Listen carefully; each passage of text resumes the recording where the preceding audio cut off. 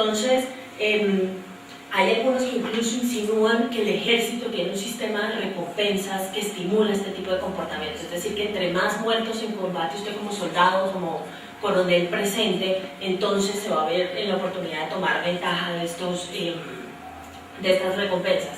Y por supuesto este sistema de incentivos y la necesidad de demostrar que la seguridad democrática está dando resultado y que realmente se está dando de baja a los guerrilleros ha generado este problema que por supuesto, y como ven ustedes en las cifras, ya tiene un total de casos reportados ante la Fiscalía General de la Nación de 2.321 personas que han sido ejecutadas por las Fuerzas Armadas extrajudicialmente. Este es un problema que ha bajado y ha bajado rápidamente porque aquí la presión de la comunidad internacional ha sido bastante fuerte. Estados Unidos le retiró el apoyo militar, el apoyo logístico militar y el apoyo económico en las brigadas que estaban implicadas en los casos de falsos positivos, y esto ha empujado a las Fuerzas Armadas a adoptar medidas serias para reducir el caso de los falsos positivos. El gran problema no es que no se hayan adoptado políticas, sino que no hay enjuiciados. A varios militares les iniciaron un proceso de investigación y el proceso simplemente se perdió porque se vencieron los términos, es decir, se pasó la cantidad de tiempo disponible para adelantar el proceso, presentar las pruebas, y simplemente quedaron en libertad por vencimiento de términos. Ha habido algunas dadas de baja en el ejército, que normalmente son coroneles, comandantes que Estados Unidos le dice al gobierno colombiano: mire, yo creo que este personaje se tiene que ir. Y son básicamente las personas que de una forma u otra están implicadas con estos escándalos. El comandante general de las Fuerzas Armadas tuvo que renunciar por cuenta de este escándalo. Entonces, digamos que se han tomado decisiones políticas para darle la sensación a la comunidad internacional y especialmente a Estados Unidos de que el gobierno está haciendo algo, pero judicialmente el proceso no se ha dilatado. O sea, no hay nadie enjuiciado, declarado culpable y en la cárcel por cuenta de los falsos positivos. Estos son el total de casos reportados y estos son el total de víctimas, que como les digo, estamos hablando más o menos entre 2.500 y 3.000 personas. El otro tema en materia de derechos humanos en Colombia es la aplicación de la Ley de Justicia y Paz. La Ley de Justicia y Paz es el marco normativo que sirvió para el proceso de negociación con los paramilitares que inició la administración Uribe, y simplemente en su artículo primero dice que la ley tiene por objeto facilitar los procesos de paz y la reincorporación individual o colectiva en la vida civil de miembros de grupos armados al margen de la ley, garantizando los derechos de las víctimas a la verdad, la justicia y la reparación.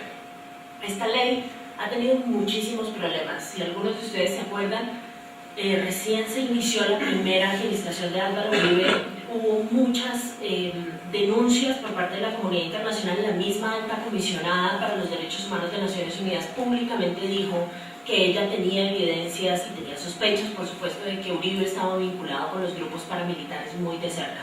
Y por supuesto, siendo el proceso de paz con los paramilitares el primer lugar donde se aplica la Ley de Justicia y Paz, ha generado muchísimas dudas en la comunidad internacional. Ha generado dudas con respecto a la cantidad de verdad que se está obteniendo. Ellos normalmente en estas audiencias públicas son una cosa dolorosísima porque es el paramilitar sentado en una mesa como esta y todas las víctimas sentadas en un gran auditorio esperando que les cuenten dónde está la... ¿cómo se llama eso? La cosa colectiva, donde entierran a muchas personas, la cosa común. Entonces, lo que hacen es dar ubicaciones de fosas comunes y ayudar a identificar más o menos dónde pueden estar enterrados los familiares de estas personas que están sentadas. Entonces, pues esto por supuesto hace parte del proceso de reconciliación de Colombia y hace parte de la transición supuestamente a una sociedad post-conflicto, pero ha generado muchos problemas en la medida en que ellos también han manejado muy políticamente la cantidad de información que revelan y muy estratégicamente. Eso ha tenido dos implicaciones. Una de ellas es que también han revelado información sobre sus vínculos con la clase política colombiana. Nada más la semana pasada, ni siquiera la semana pasada, este fin de semana, uno de los líderes paramilitares dio a conocer que el candidato presidencial con más posibilidades de ganar, que es Juan Manuel Santos, asistió a una reunión con él en los headquarters pues, de los paramilitares para planear un golpe de Estado en contra de Ernesto Samper, que es uno de los presidentes de la década de los 90 en Colombia, que estuvo a punto de caerse.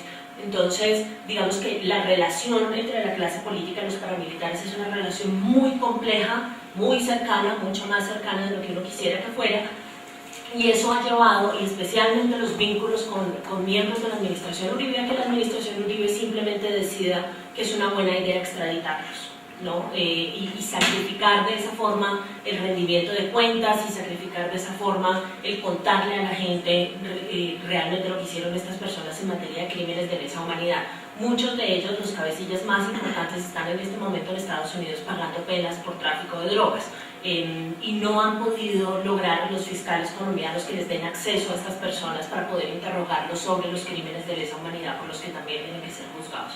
Entonces, digamos que, como dicen en Colombia, en materia de derechos humanos, el proceso de desmovilización de los paramilitares es una plática que se perdió, ¿sí? Ahí no hay un proceso de reconciliación verdadero, y por supuesto el otro gran problema es que los que se han quedado en Colombia se han vuelto a armar, se han vuelto a organizar y ahora crearon esto que la literatura trata como las backrooms o las bandas criminales, que son básicamente los mismos grupos paramilitares, tal vez con otro tipo de liderazgo, pero que buscan mantener el control sobre ciertas zonas que usualmente dominaban los paramilitares. Entonces el balance en general es un balance todavía muy discutible. El gobierno dice que la gente que se ha rearmado son solamente 4.000 personas. Human Rights Watch dice que estamos hablando de 200 personas que otra vez están delinquiendo y obviamente están cometiendo crímenes de lesa humanidad. Bien, y finalmente el otro tema que es un tema que también ha puesto en un lugar muy complicado al gobierno en materia internacional es el de las famosas chuzadas. En febrero del 2009 un semanario colombiano, que es la revista Semana, dio a conocer, y esto se volvió un escándalo nacional, pruebas que confirmaban que el gobierno había estado ordenando la interceptación de teléfonos de miembros de la oposición, de miembros de las cortes, de miembros de ONGs, de miembros, de periodistas, de magistrados, etcétera, etcétera, con la mala suerte que también les dio por interceptar los teléfonos de miembros de la Comisión Interamericana de Derechos Humanos, y a ellos no les gustó mucho la idea. Entonces, esto por supuesto creó un gran escándalo a nivel nacional. La explicación del gobierno es que esto se trataba de miembros como de la capa más baja de trabajadores en el DAS, que el DAS es el organismo del Departamento Administrativo de Seguridad, que es el órgano que maneja inteligencia en Colombia.